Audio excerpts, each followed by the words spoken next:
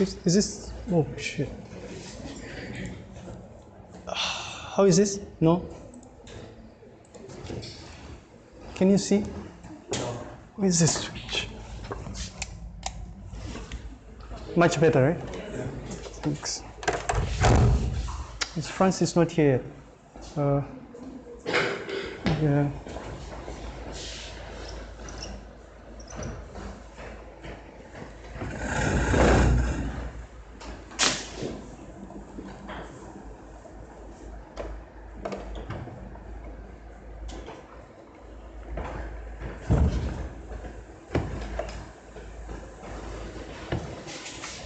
And I think it's fine.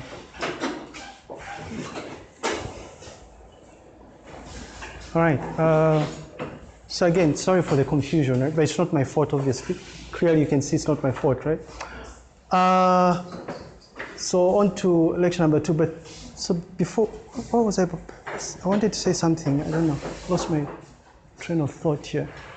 Oh, an apology, right? If you're one of those who came to see me on Friday or something, I'd mentioned that office hours between 9 and 13, but it turns out that I'm actually on leave, right? So I'm on vacation, but I still come through to teach. And so I neglected to mention that the 9 to 13 slot is only applicable beginning next week, which is when I'm coming back to work. So I apologize if you came through to see me and you bounced. I think Alice is one of those who probably came through to see me or something, but sorry for that. And then, so the other thing is, I don't know if giving these details to the class rep is going to work, so I thought we'd do just a short exercise to find out which slots people are available on here. I'm assuming all the minors are represented in this group, right? Right now. Because only people that are here are the Adventists, right? But do you understand what I mean? I know all the minors are here. So question is, let's start with the easiest thing. I know that everybody's going to be available on Sunday, right? So what I would suggest, if we don't come up with an appropriate or a slot that is convenient for everybody in here, we shall move the Saturday session to Sunday. Because I know that all Christians other than Seventh-day Adventists, yeah, there's no hard rule that says you can't go for class or do anything on Sunday, is there? No. Yes. So I'm option number 1, which I think is probably going to work, is Sunday, 16 to 17. It's not my fault, right? So the 16 to 17 is the only time when the venue is available, right? So if this is okay with everybody, what we shall do is we shall move the Saturday session from 9 to 10 to 16 to 17, and we shall be meeting in the library auditorium. That's one option. The other option is, so I crossed out the Friday because I'm not really sure if the venue is going to be available yet. There's a course, and the person is uncertain as to whether, it's 3010, they're uncertain as to whether they're going to use this slot. So if the slot is available, then we can optionally move it to Friday, 7 to 8. I know 7 to 8 works because I don't expect major changes to have taken place as insofar as your current timetable is concerned, right? Comparison to last year and the year before, this slot was almost always available. Is there anyone who's not available between 7 to 8 on Fridays? Is there a minor? Which minor is that? You're lying. So I'm not saying you're not available because you can't wake up early enough to come for class. No. I mean, like, do you have class? Is there anyone in here who has class between 7 to 8? Which minor is this? Which tutorial is this? Sorry? From 7 to 8? Okay. Well, but I mean, tutorials are normally, you're in clusters, right? You're in groups, not so? Yeah, I mean, so we know that you can be available if we politely speak to the tutor to say, can they be moved to a different group, right?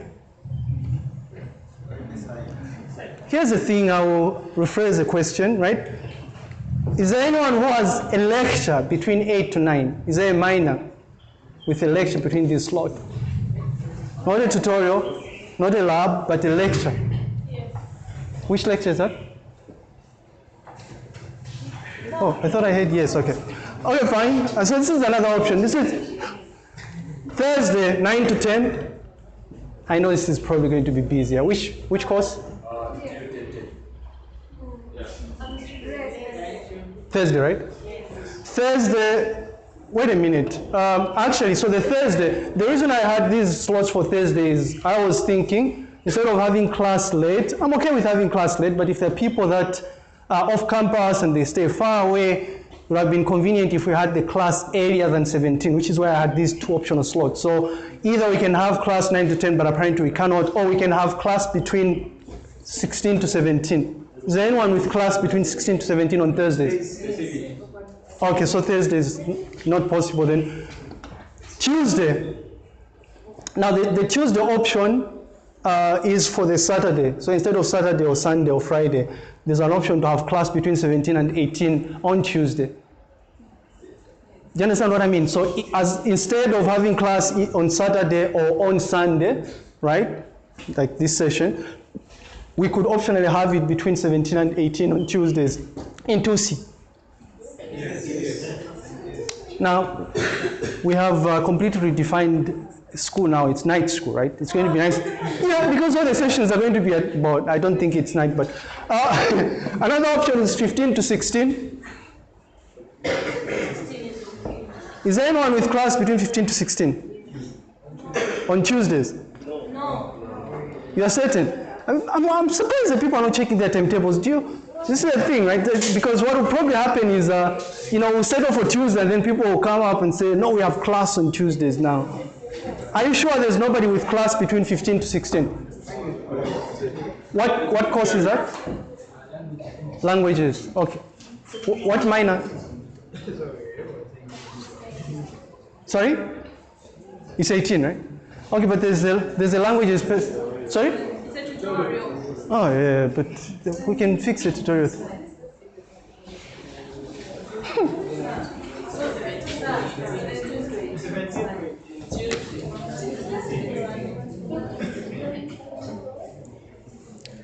Okay, so these are, listen, what I'm going to do, right? I'm coming up with slots that are available, convenient for everybody, and then you will decide as a group which one you want to set off for. This is a replacement for the Saturday session, because we can't have class on Saturday, right?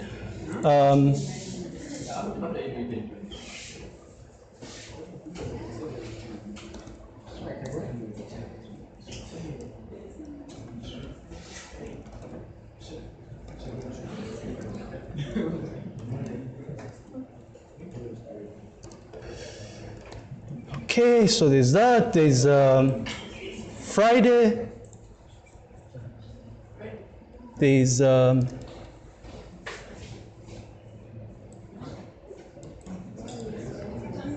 Sunday.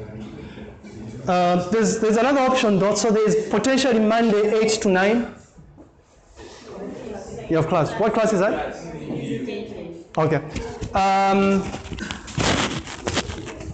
There is optional 17 to 18 on Mondays.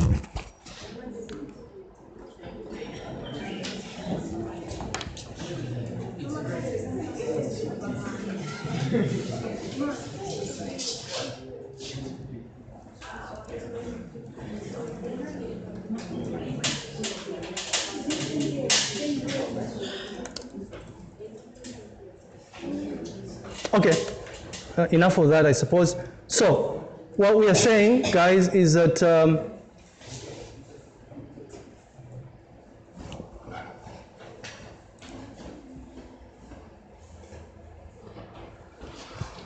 very soon I would like you to let me know which of these days you want us to have class as opposed to Saturday. You will tell me, right? So you will decide which slot you want out of these. Is that fine? Yes. Okay, thank you. Done. Okay. All right, and hopefully this will be like effective next week, I suppose. So the sooner you let me know, the better, I guess. Somebody was asking about the Moodle site and whatnot. It's up and running, I suppose, but you probably be fully functional beginning next week. I apologize for the delay. And then also for those that are interested in Moodle training, we haven't yet reached out to the people that offer this training thing, so we'll give you feedback. Please switch that thing off. We'll let you know next week when the training session is going to be, right?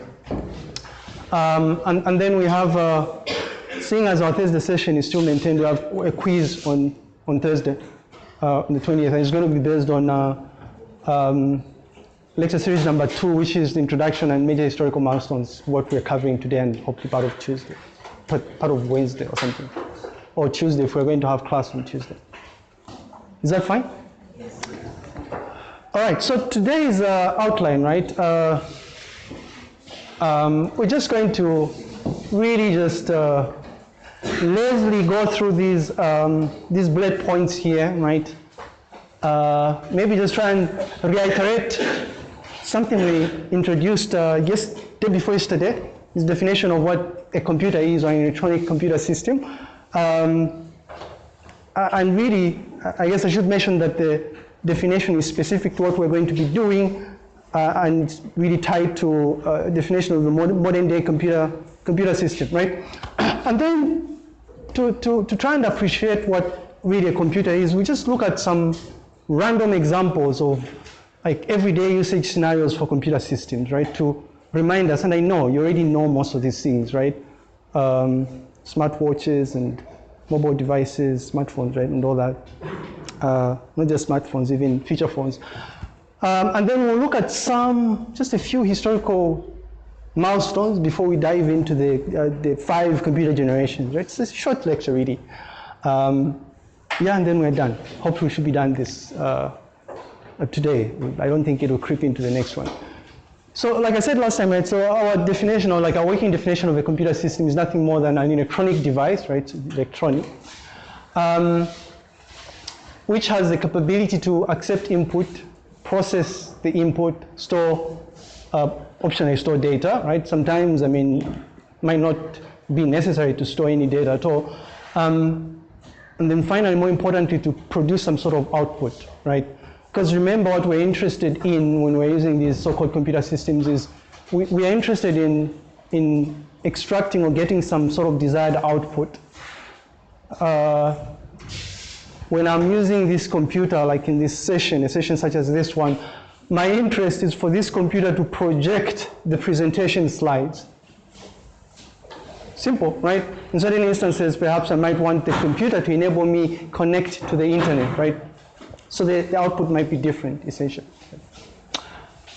And so this thing we're calling input, remember we're saying it accepts input. Input is nothing more than the data or the information that you send to a computer for it to process on your behalf. You want it to do work for you, some sort of processing, right? So before it can do any sort of work, you need to tell it exactly what it needs to work on. Yeah? Give it input. So input. So input is usually data, right? Data comes in so many different shapes and forms. Sound, right? Lighton is speaking into this microphone, and then, you know, sound, although the sound is not going there, the sound is going into this computer system, right? It's an electronic device as well. It accepts input, and the input in this case is the sound, right? Right, and then it does some sort of processing on the input. So just sound though, textual input. And it turns out actually this input can be categorized into core types, right? Finite core types. So sound, textual input, like when you're typing an assignment. I don't know if EDU, we have class in EDU 1010. Okay, fine. I guess you're going to submit some sort of funny assignment or something. Input is textual input. You're typing an assignment or something, right? Input can also be, images, right? Don't you think it can be images? In what instances could the input be an image, so? Right. Yes. Oh, right. So the computer system which hosts like Facebook. Okay, yeah. Yes, that's true. That is true. Okay, or maybe if I'm writing an assignment and you want to demonstrate using that. An image. Yes. Right, yeah. So it could be an image. It could be video, right? So many different types of input that you kind of send to a computer system. And really it depends on what that computer system is all about. You look at some of these examples and you realize that some input is not really what you would expect, right? especially for the more specialized computer systems. But anyway. And then optionally, we're saying this computer system needs to store the data, right? And typically, you store the data on some sort of memory unit, right? Some persistent memory storage medium, hard disk, thumb drive, cloud storage and whatnot. So many different options out there. And then optionally, so the storage is optional. And then finally, it produces a desired output or some sort of output, right? Again, different sort of outputs. Output can be sound. So if I record this, if I record myself, we record ourselves here, when we play back this lecture series, the output, one of the outputs that's going to come back to us is the sound. Not just the sound. When you access YouTube and you want to view this lecture series once it's archived on the playlist, you see the video. You play back the video, right? So there's video, there's sound. And in fact, output can also be text, right? So essentially what you're doing once you do the processing is you process data, and then what you get back is also data, right?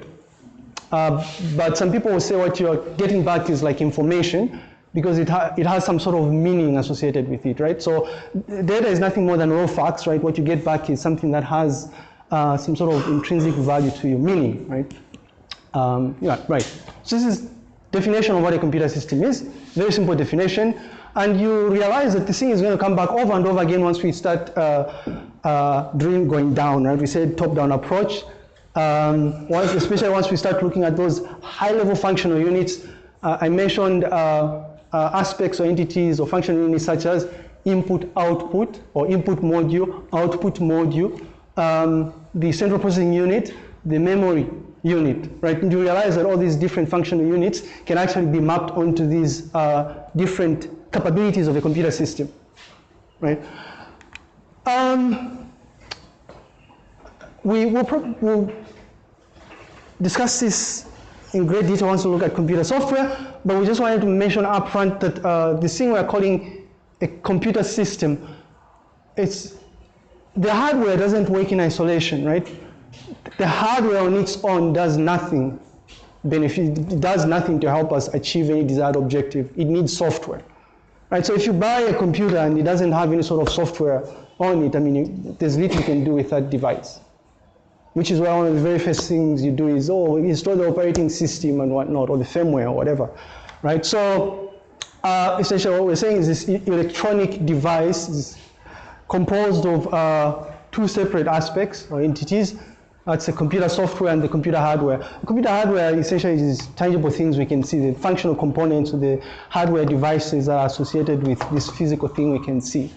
Keyboard, the LCD screen, the CPU once you, I guess, break this thing apart. But fundamentally, you need the software for you to tell a computer what to do. So the software is like a translator of sorts, right? The hardware does not understand language used by end users such as human beings, so it needs an intermediate entity, is the software to translate, right, to act as a go-between or something. So it could be application software or system software like operating system, firmware, utility software tools, or whatever, right? So software essentially just directs the hardware, performs actions on our behalf, on behalf of end users. We are careful, we want to be very careful how we define end users, right? Notice I'm not saying the entity that provides input is a human being, because in actual fact, the entity that provides input can be another computer system, not a human being, right? So I guess, I don't know if this is a computer system, it probably has like a microchip here. I think so, I don't know.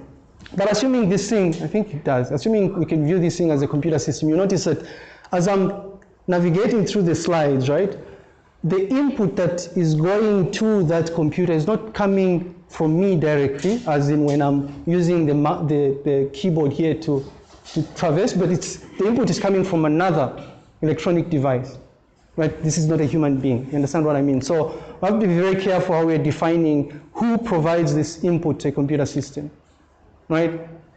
Which is why I broadly, or this broad word or phrase would be used, the end user, right? An end user can be a human being if you want to.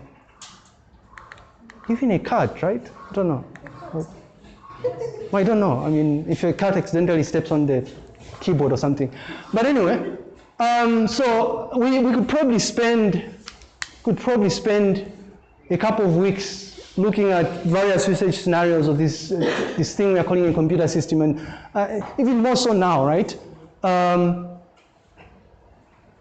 Most of what we do as human beings, at least in the 21st century right now, involves some aspect of computer systems, right?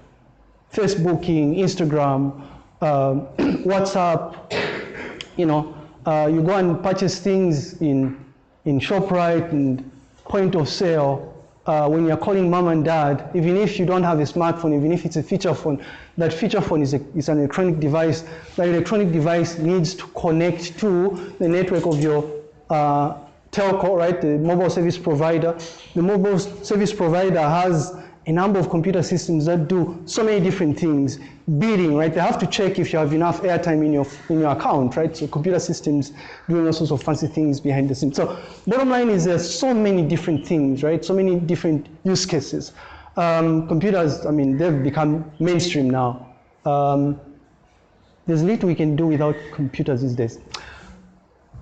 Anyway,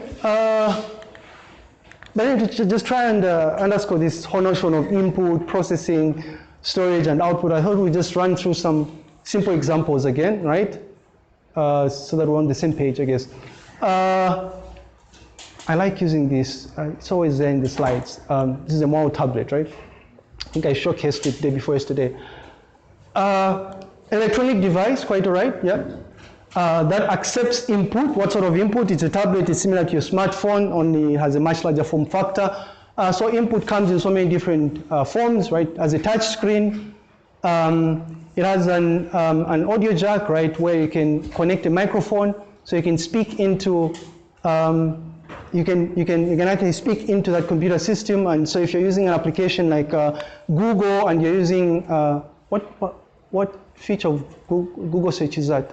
That allows you to search using voice commands. Sorry? Oh, it's called Google Speech now, right? Right, so Google Speech, or whatever it's called now. Right, so the input in that case is sound.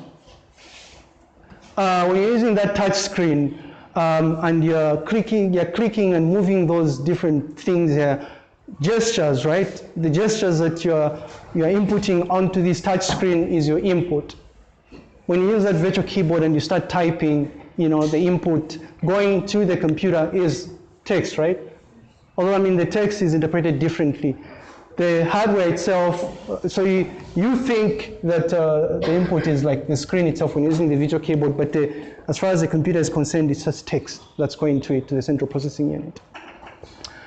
Right, and then obviously it does a number of, because this is a general purpose device, it does a number of things by way of processing, right? So if it's sound, and if I was using that device to record myself, for instance, the processing would be I mean, internally there's obviously an ADC, right? Analog to digital converter, a device that converts the analog sound into digital form, right? So the processing that takes place is the conversion of the analog sound, my voice, into digital form, so into ones and zeros. So that would be the processing, right? And then it will save it onto the computer system. So the recording of myself is being saved into a file, right? That is the output. I don't see the output. The output is saved actually directly. I don't consume it right there and then. At a later stage, consuming this output, and in fact I rarely, well, perhaps I'll play back the sound, but I'll probably consume it implicitly by way of merging the screencast that I'm recording, right, and the sound, and then the consumption of the sound would be like as a part of the video itself. Do you understand what I mean? Yes. Yeah?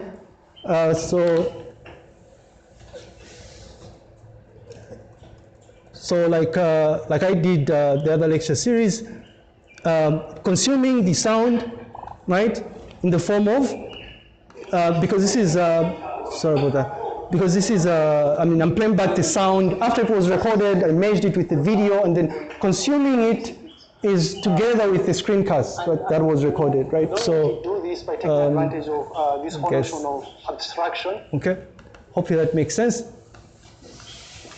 So the output in this case would be like the wave file, right? The file itself. I always bring these things, right? And somebody borrowed this and they haven't brought it back, which is quite nice. One of those cheap drones that I got. It's meant to be a teaching aid, really. This is interesting, right? These have actually become quite popular now, right? Autonomous unmanned aerial vehicles, UAVs. By people that are just hobbyists, right? People that are interested in doing fun things. I don't know if you've seen these funny videos that millennials are creating right now when you create a music video, right? See a footage that was, probably taken by a drone or something. Although apparently it's illegal to use a drone without permission, right, in Zambia or something. So I guess people are doing these things illegally. So this is a computer system, right? It's a computer system because it has a central processing unit somewhere embedded within it, right? And so as you're flying it, you could probably have a controller that you use to move it around. Or in my case, for this particular device, I can also install an app on my phone, and then I can use my phone to interact with this computer system. And it's not that the drone itself can be viewed as a computer system, but the component that actually enables this drone to be controlled is the computer system, so it's embedded within it. Right? It's similar to like a vehicle, right? A vehicle probably has some control system in there. It's not like the vehicle itself is an electronic device or a computer system, but the embedded computer system within it, right? So input really could come from, like I said, it could be an app, installed on your phone. It could be through the controller, that comes or that is sold alongside the drone itself, right? And really the type of processing that takes place is really trying to perform the actions, your desired actions. So you want it to move forward, right? Then it does a bit of processing, and then it adjusts its location, obviously using GPS or something, right? Move forward, left, right, down, up, switch off, switch on, right? Very little by way of storage of data for this thing here. I wonder how you knew, right? Oh, you sent a message or something. Because we asked him to man the thing, but he came back. I guess it's time to come back. Very little by way of data storage, but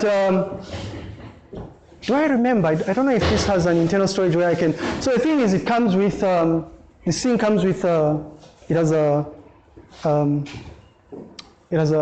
camera, right? So it can record videos and take still images. I don't think it has an option to store storage there. But what I can do is when it's connected to my phone, I can store the images that I'm taking, or you can store the images that you're taking using this device on your phone, right? So that would be like the data storage would be done on an external device. And I think also the controller does have an option to slot in some SD card, right? But here's an interesting thing, the output here, right? The output would be, it's unconventional output because the output would be where you want it to go. So it could be like you want it to go to the ruins, right? As you are controlling it, your desired output would be it attaining your desired objective, which is like going to the ruins or something. You understand what I mean here? Different sort of output, different input going to that thing. But I thought, so in terms of, I thought I would put other examples here because this whole notion of output can be a bit confusing, I guess, for some people. But still on drones, I thought I would use some examples. I don't know if people are aware of what ZRA, the Zambia Revenue Authority, has been up to this last couple of months, but beginning August 2019, when the news, apparently they were able to identify trucks that were wanting to evade like payment of tax and whatnot, right? So they were experimenting with using drones, right? And they were able to actually identify 7 trucks that were hidden somewhere. And I think the approach these people use is like you hide somewhere and then you drive late at night or something. So they were flying around drones trying to identify where these vehicles were, right? I don't know, the output would probably be identifying where the track is or something, right? Or the images as you're flying, the images that you're viewing, or the video footage that you're viewing as you're flying the drones, right? I have no idea if, I have no idea what the range is of these things. But yeah, so interesting stuff here. interesting things going on, not just out there, but in Zambia also, right? Which is why some of these things are closer to home. I guess still on drones, right? In Rwanda, there's a company called Zipline, and what they do is similar to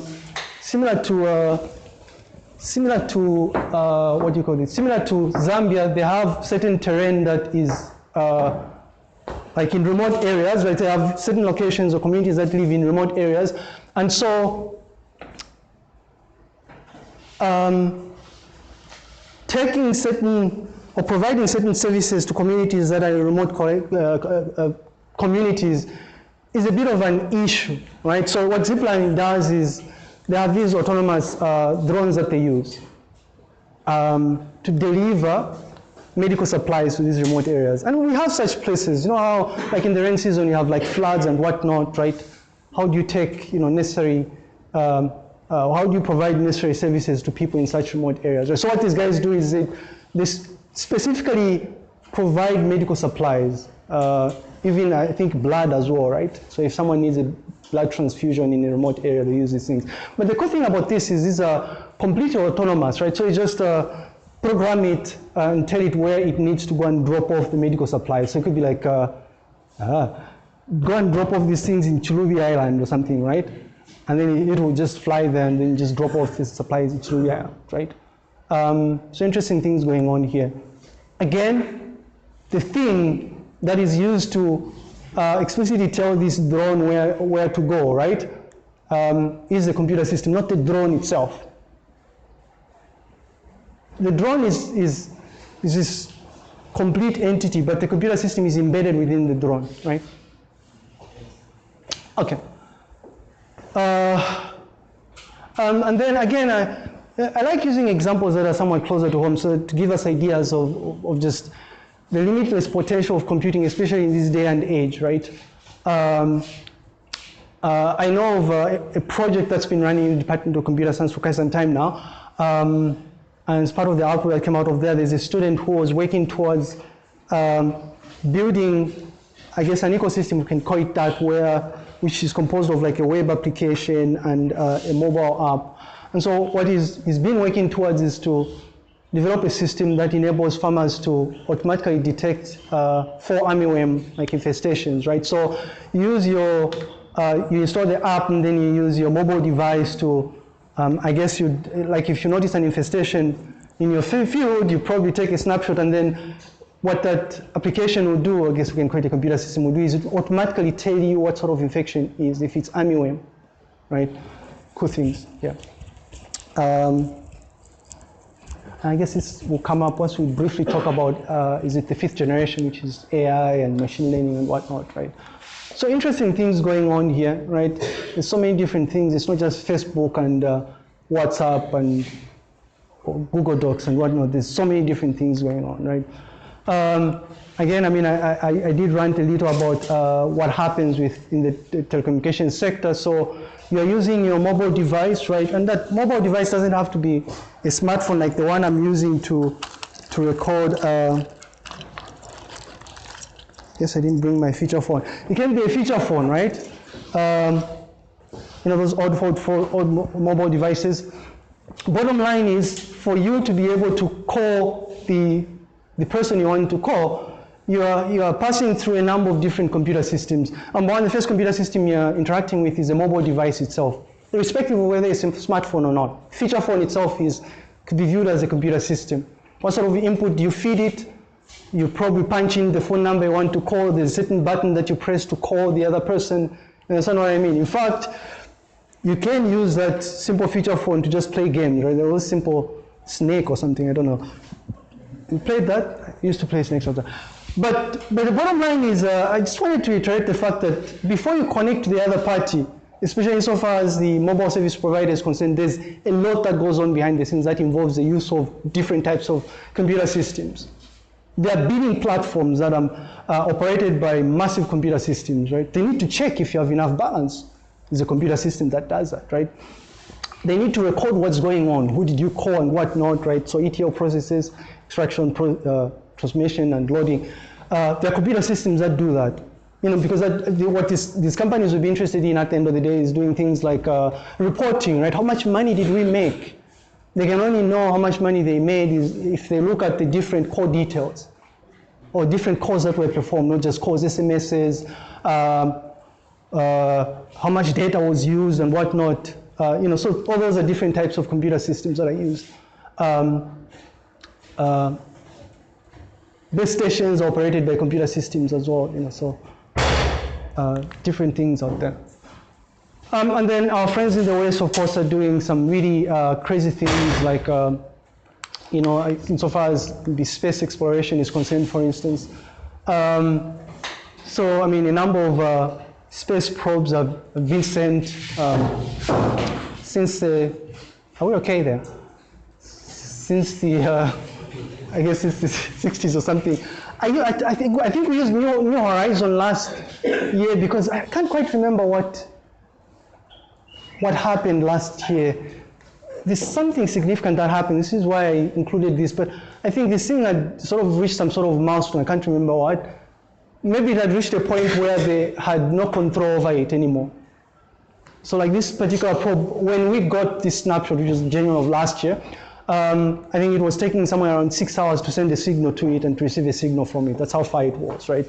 So in transmission of data, look at this, was taking 20 months. So for the probe to send back the data it was collecting, right? Bottom line though is the computer system, input is like the signals you're sending to it, maybe tell us your position or something, assuming it doesn't automatically send back its location, or send us the data or something.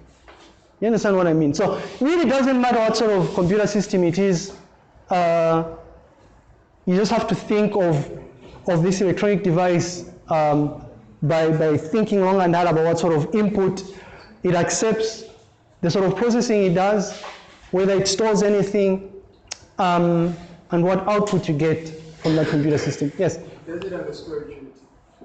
Yes. Well, so there are onboard computers in here that do different things actually. So the thing is, without a storage unit, it would be difficult for it because it's collecting massive amounts of data. So once the data is collected, obviously it's stored on the storage unit and then sent back in chunks, right? So yeah, a storage unit here.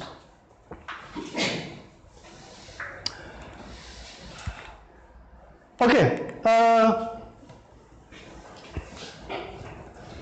But historically, at least prior to, I guess, World War II or something, because it turns out that a number of these major computing milestones actually took place after or during World War II, right?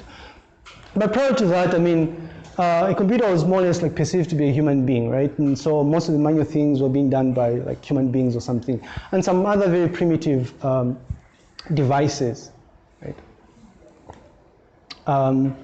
But then somewhere around 1935, in the 1940s, this definition of a computer system, I guess, became broadly referred to as an electronic device or a machine that is capable of performing these computations that were previously done by human beings, right? Which brings us to our working definition of the computer system. Accept input, process the input, optionally store data, and then produce output. I just wanted to mention that all of these things associated with our definition are linked to the von Neumann architecture, which we shall discuss in the next coming series. I think lecture series number 5 or 6 or something. Right. So, but before the 1940s, I mean, there are other funny devices, right? And this always comes up in literature, right? When you're looking at the history of computers. So the abacus can be viewed as a computer, right? This was, and apparently you can actually buy an abacus on places like Amazon, by the way. It's used, or it's used, or at least it used to be exclusively used to perform basic addition, subtraction, division, and multiplication. So arithmetic operations. Right, so instead of you being dependent on a human being to do your computations for you, you easily use an abacus for that, right? So prior to this could have been viewed as a computer system. But of course, it's not an electronic device, right? So it doesn't fit into our definition. And it certainly doesn't have a component that does your processing for you, right? There's no central processing unit here. You realize that as we discuss the von Neumann architecture, that one of the core components of this thing we're calling an electronic computer system is the central processing unit, right? Because that's where the computation actually takes place. That's where the processing takes place. And then this was like way in the 1500s, I suppose, the 14th century. And then sometime in the 17th century, Pascal came up with this thing they call the Pascaline, right? Which was more or less like a slight improvement on this basic thing. I mean, it's more or less like a hardware device of sorts, and like this primitive gadget here.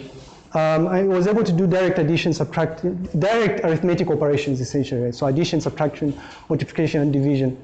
The funny thing about this thing we are calling a computer, right? The funny thing about the central processing unit is behind the scenes, irrespective of what fancy processing you want it to do for you, behind the scenes, what it does on a very low level is perform arithmetic operations. That's what it does.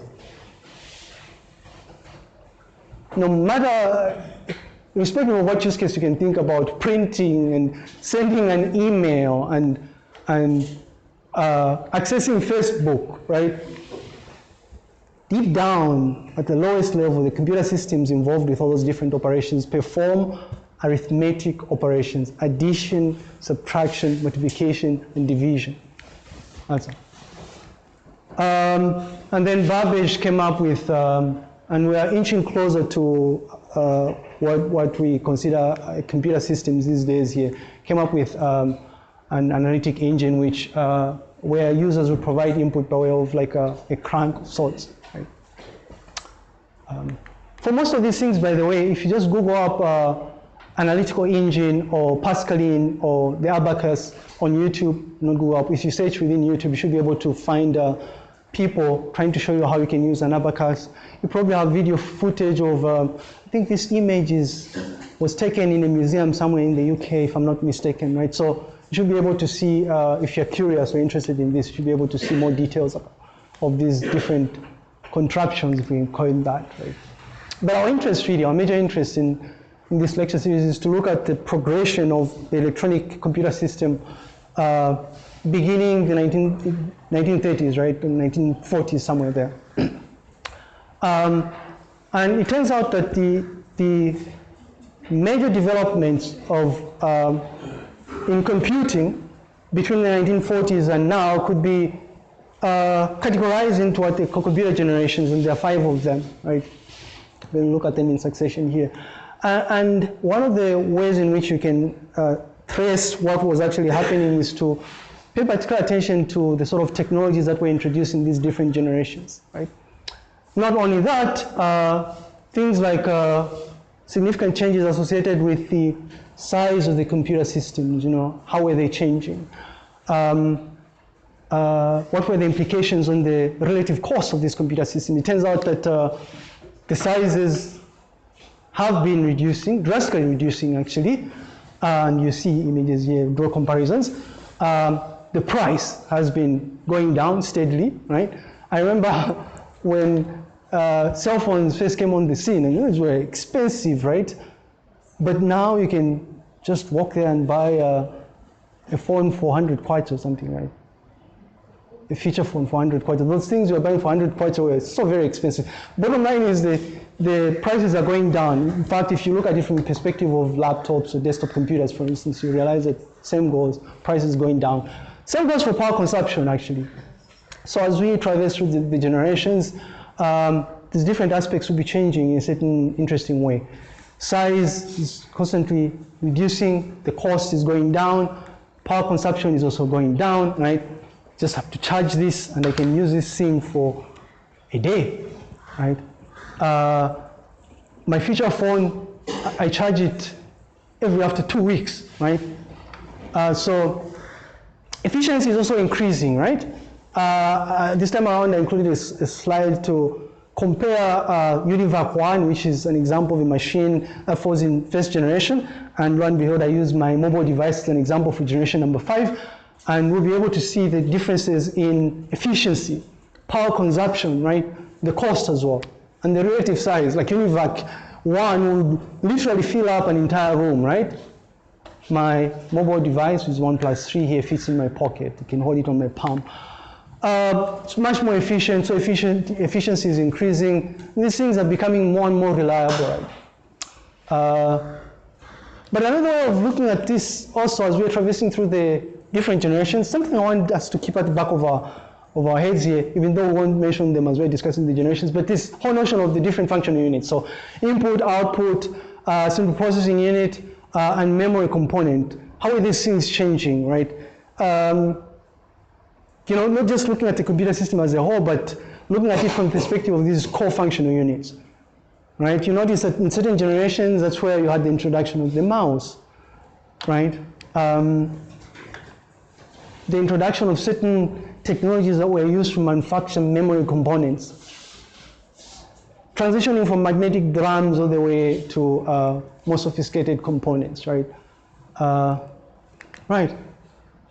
So generation number one could really be viewed as having or falling between 1940s or mid-1930s all the way up to 1950s. These years, right? It's like a history lesson here, but the people doing history, these years are not cut set in stone. It turns out that there are certain machines that fall in generation number two that perhaps were invented or came on the scene somewhere maybe in the 1950s or maybe late 40s, right? So this is just an approximation. We're just saying between this period, that's where massive innovations took place insofar as generation number one is concerned, right? The key thing here, key technology was the seeing of these devices, gadgets called vacuum tubes, right? So these were used to construct the circuitry associated with computers. Remember we said ones and zeros are electric signals and whatnot. It turns out that the electric signal has to be diverted or directed in a certain way, right? So transistors, in this case vacuum tubes, did that, right? So vacuum tubes were used to control the flow of electricity, right? Or to construct the circuitry required for the optimal function of these computer systems, right?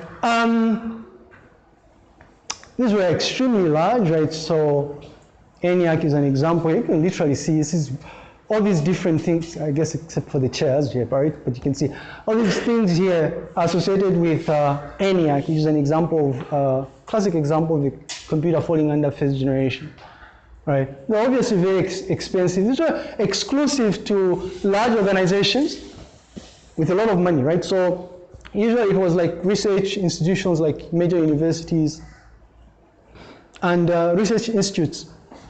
I think at this time they had already started playing around with going into space or something. So there are certain machines that were specifically constructed for that purpose, right? To control spacecrafts or send signals to and from spacecrafts.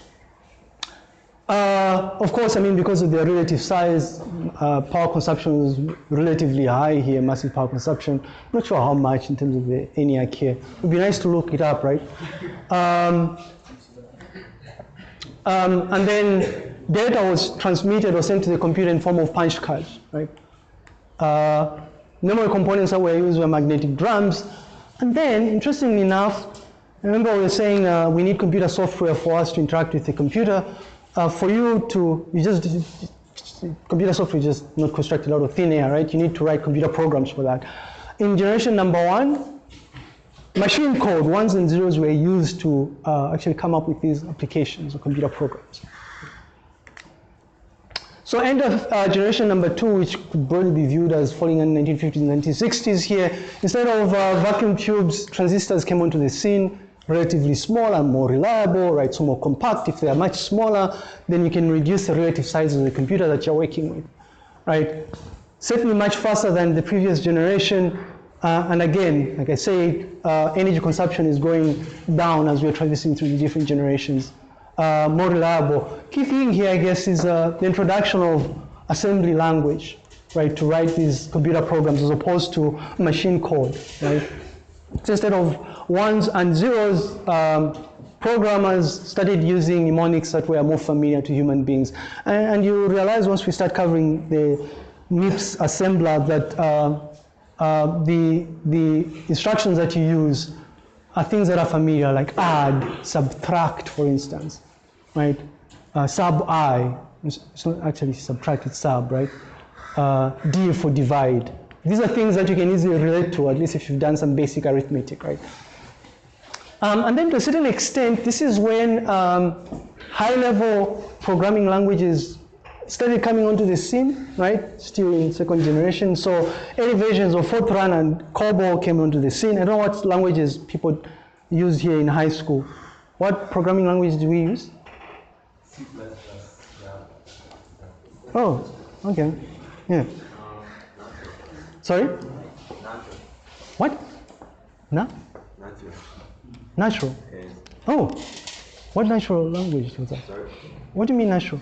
I've never. Natural language, I think, the language. Oh, okay. Oh, right. I see. That's a joke, right? Say programming language, though. But what language do we use? What languages do we use? Well, I'm here to, surprise, surprise, you shall use, I don't know if Peter is going to want to use Java again. I don't know if he's going to be teaching the course next year. Next year you shall use Java perhaps. In third year you shall use Python, right? Interesting stuff. There are a number of, not Python, the snake, but there are a number of languages out there that shows you the relative value of this, right? Hundreds of languages. Oh, I use Java, Python, I use Perl, I script using Bash and whatnot.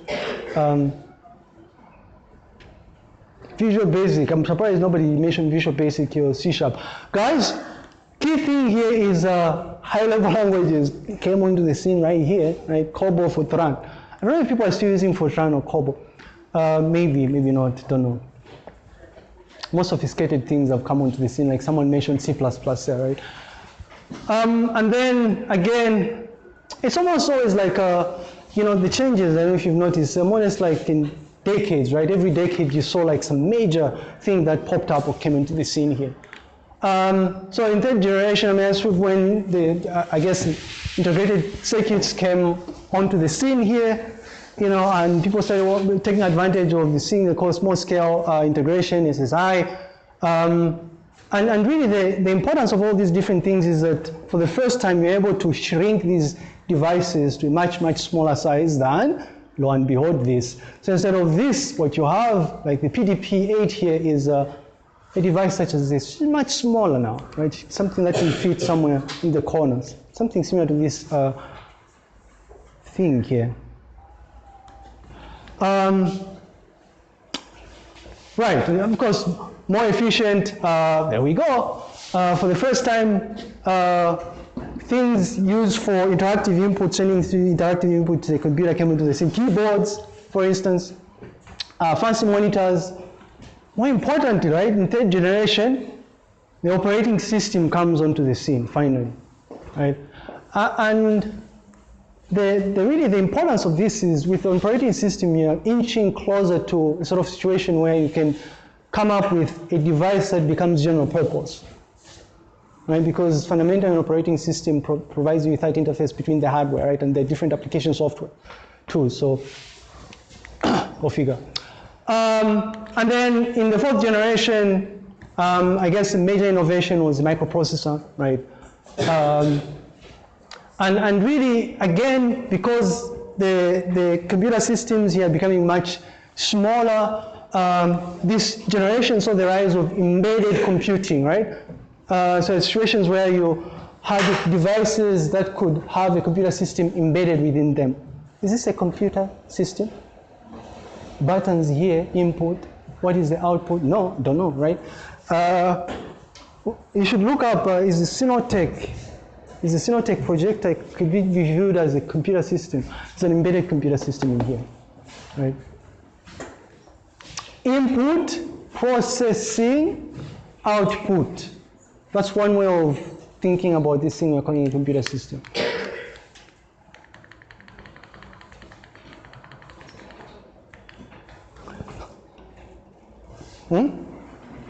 This is a computer system. Do you think this computer system that is it's a computer system?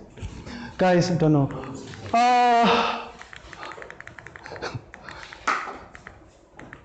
More talking here, I don't know here, but and really, I mean, mobile devices actually started popping up here again. Mouse comes up onto the scene. Interesting things here. And really, I think in fourth generation is where mainstreaming of computers came into the scene. Remember, before this, computers were exclusive to people that had money. But because the cost is going down, these are becoming smaller. And operating system is introduced, when operating system is introduced, this thing becomes general purpose. It's no longer specialized. If it's specialized, if it's general purpose, more people can take advantage of the device, right?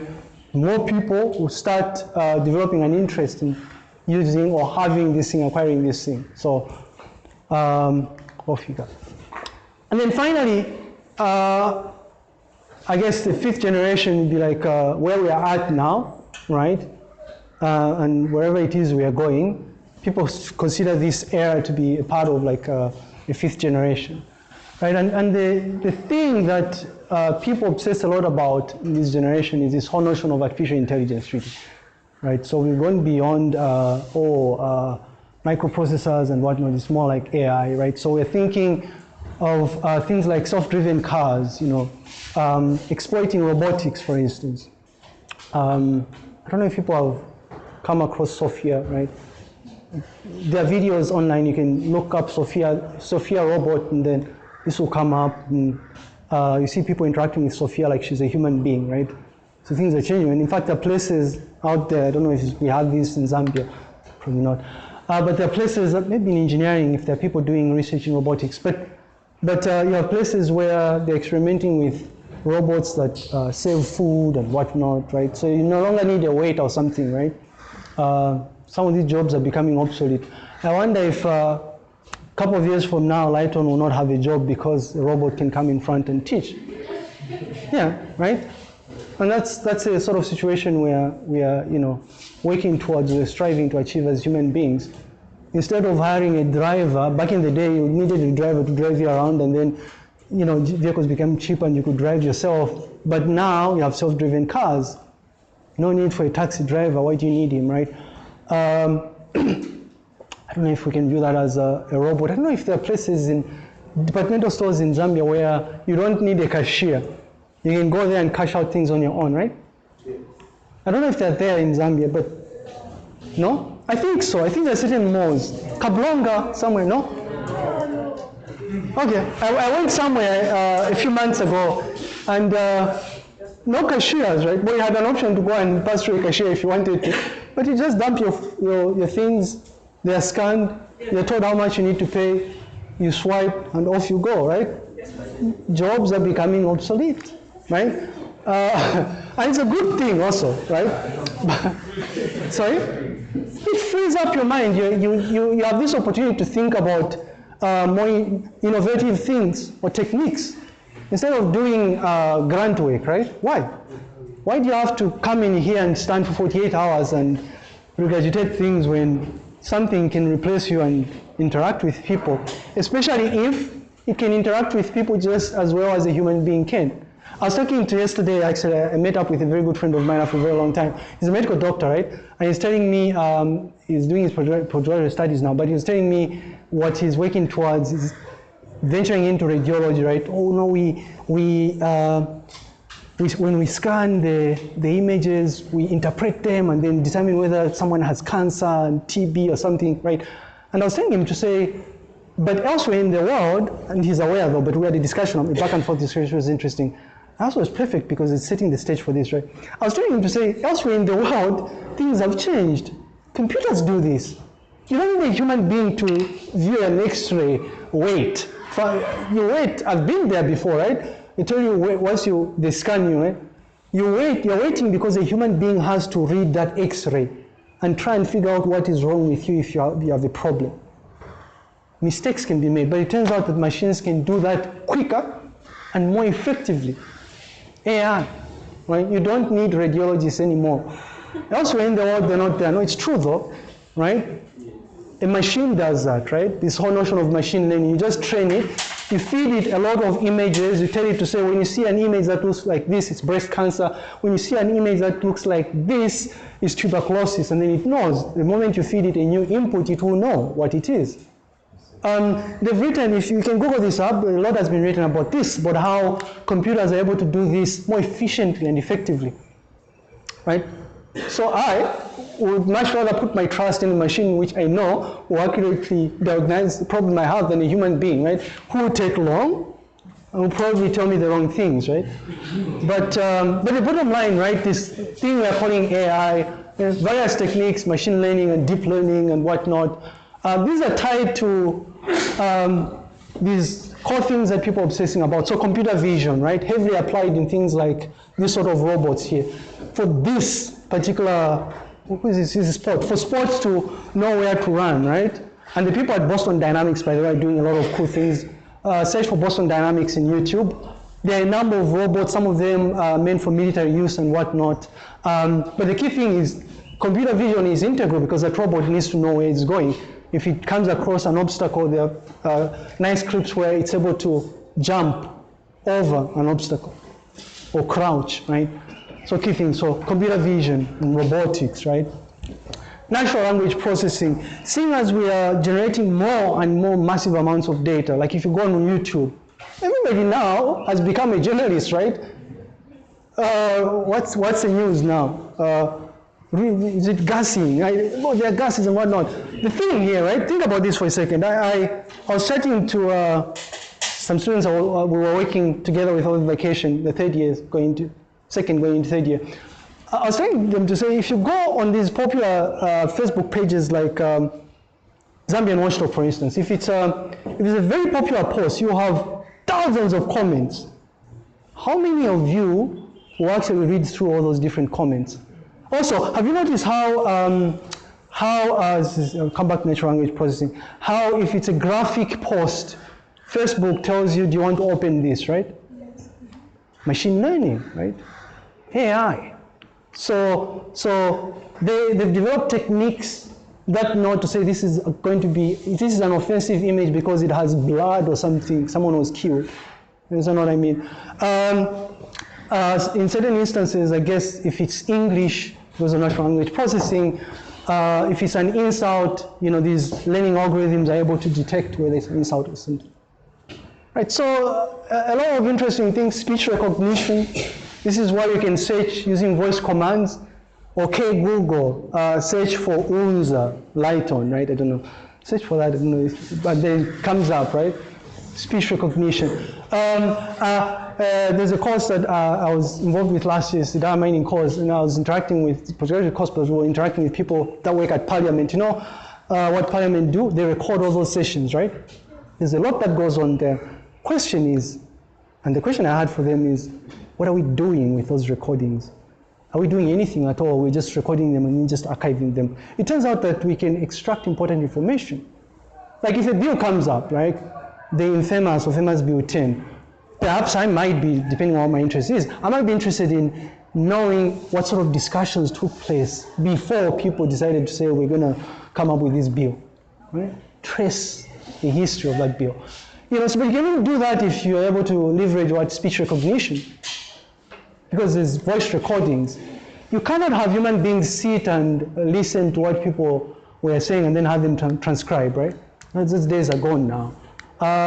There are people that have worked in areas where, so if Lighton is going to record this lecture series, right, sound and video, maybe you don't have the time to watch the entire 1 hour lecture.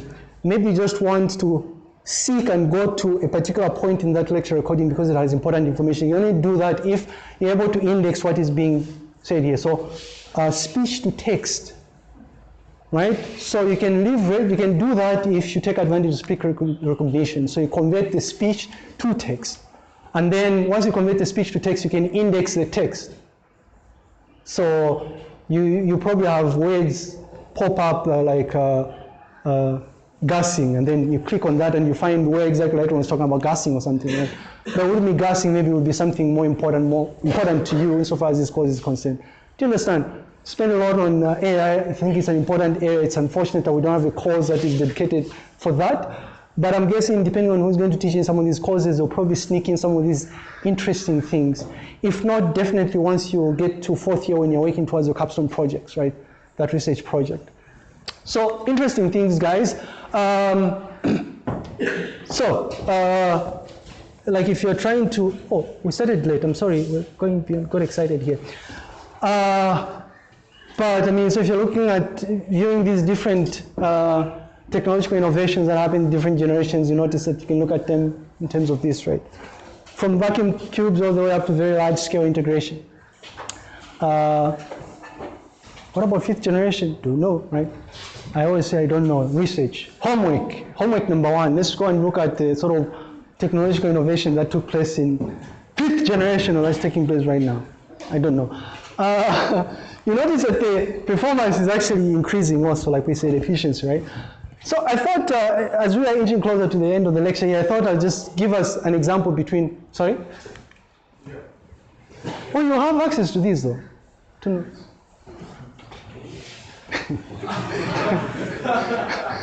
But learning should be fun, right? And also I'm aspiring stand-up here, so I'm doing a number of things here, teaching and trying to make learning more fun.